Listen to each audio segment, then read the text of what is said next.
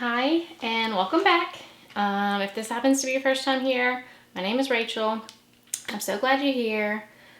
Today we are going to be making fire cider, and I'm really excited to make some more.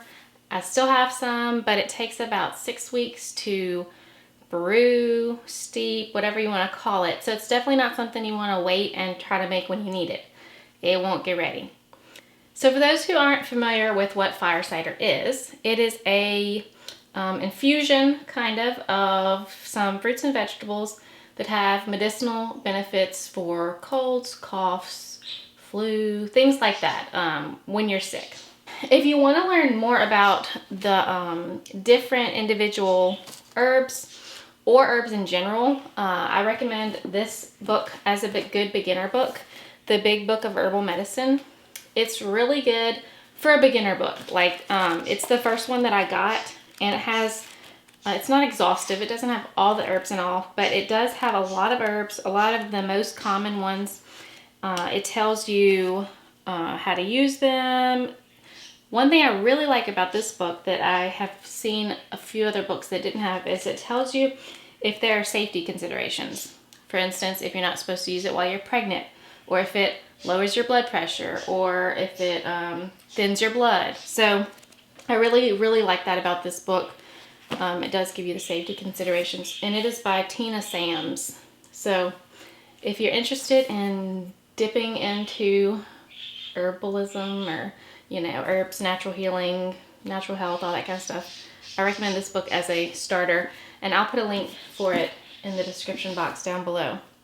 But for our fire cider today, we are going to do jalapeno peppers, a few lemons, ginger.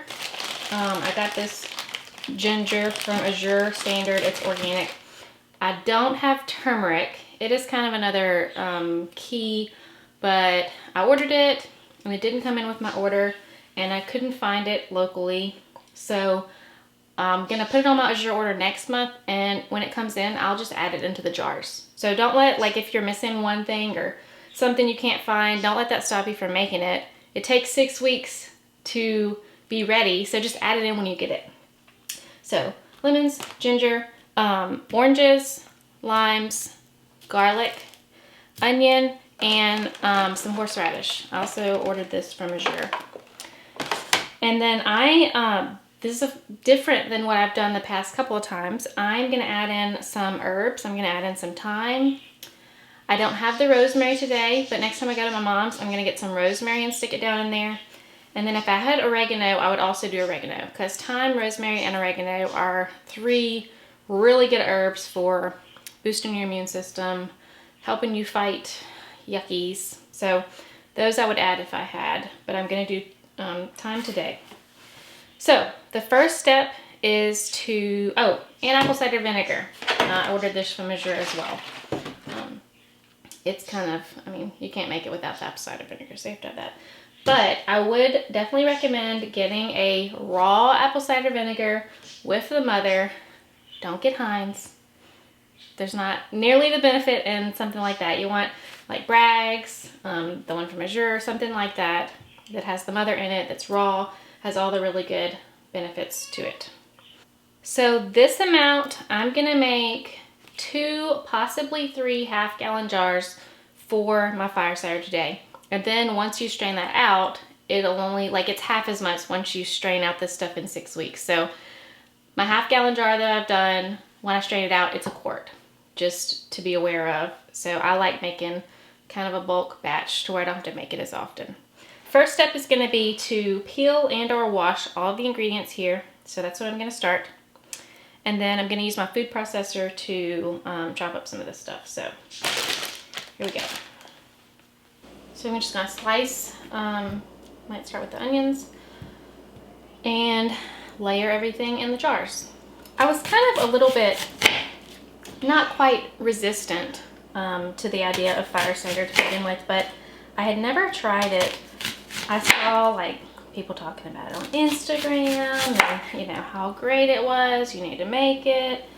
I don't know, I guess I just thought there's no way it's as good as everybody makes it out to be. Onions and garlic, really, And and apple cider vinegar. However, I am going to tell you that when we finally tried it, which I actually did not just like try it of my own volition, my sister-in-law made a whole bunch, and that was part of everybody's Christmas present last year. I think it was last year. And so we've been using it since then, and I'm gonna tell you, this stuff really, really works. It's pretty unbelievable to me how well it works. So make you some fire cider. Just trust me. Just trust me. Make some fire cider and some elderberry syrup. That's the other thing. Every household should have fire cider and elderberry syrup, especially going into this time of the year when so many people are going to be sick. There's going to be so much stuff going around. You need to have these things ready to go and in your wellness arsenal. My husband even is like a major believer in fire cider now after getting sick. And so it's pretty funny. He came home one day from work and he said he didn't feel good. He felt sick, like it came on really fast. He came home, straight to the couch, which is very not like him. I gave him some fire cider. He took quite a healthy dose of fire cider. And the next morning he said he felt fine. That has happened about 3 times. Same thing. Woke up in the morning feeling fine. And then now I have my brother being a believer in it. He was sick and I convinced him to try it. And he was amazed at how quickly he felt better too. So anyway, just try it. Just make you some fire cider and try it. You're not out much if you end up not thinking it works great. But it does work great.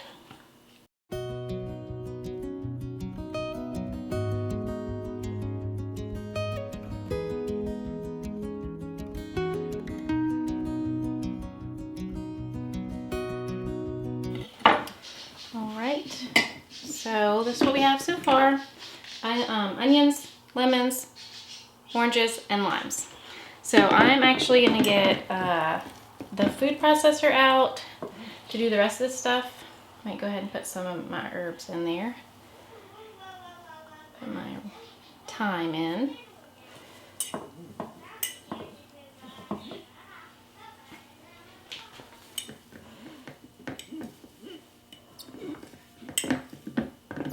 Okay, and then I'm going to process the rest of the stuff up.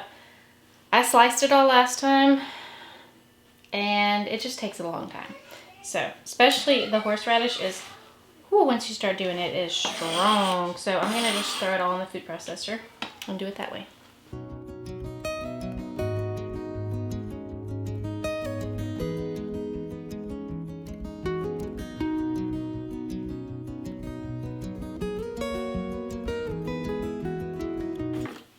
And for the ginger, I am leaving the skin on it. This is organic ginger, so I'm not super worried about, anything being on it or in it. It's very clean. And you're gonna strain all that out anyway, so.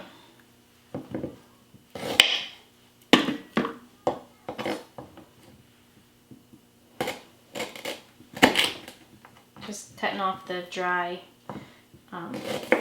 ends.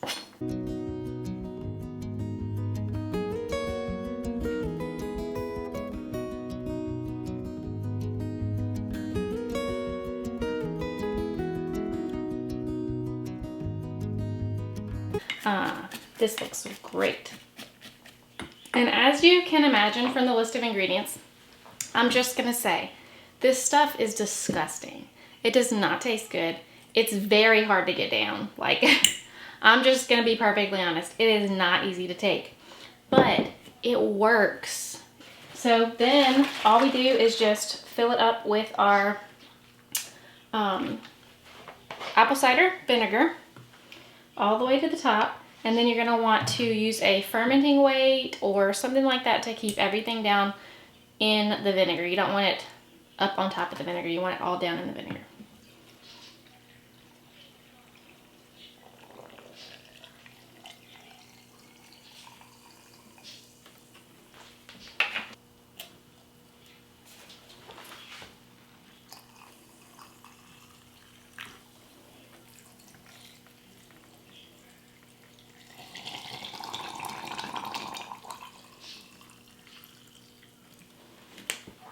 Alrighty. And then you just put your fermenting weights in there, put your tops on, and let this sit for at least 6 weeks. You don't have to take the stuff out. You don't have to strain it out at 6 weeks. You can. That's kind of like the minimum you should let it brew or steep or whatever you want to call it, is minimum of 6 weeks for it to really extract all of that goodness out of those herbs, vegetables, fruits. And then when it's ready, you strain it out, and you can either keep it in your pantry or in the refrigerator. Either way, I typically put mine in the refrigerator after I start using it. So that's how easy. It really is not difficult, and it's not an exact science. Like I actually took 2 recipes and combined them to get the maximum benefit. It worked really well.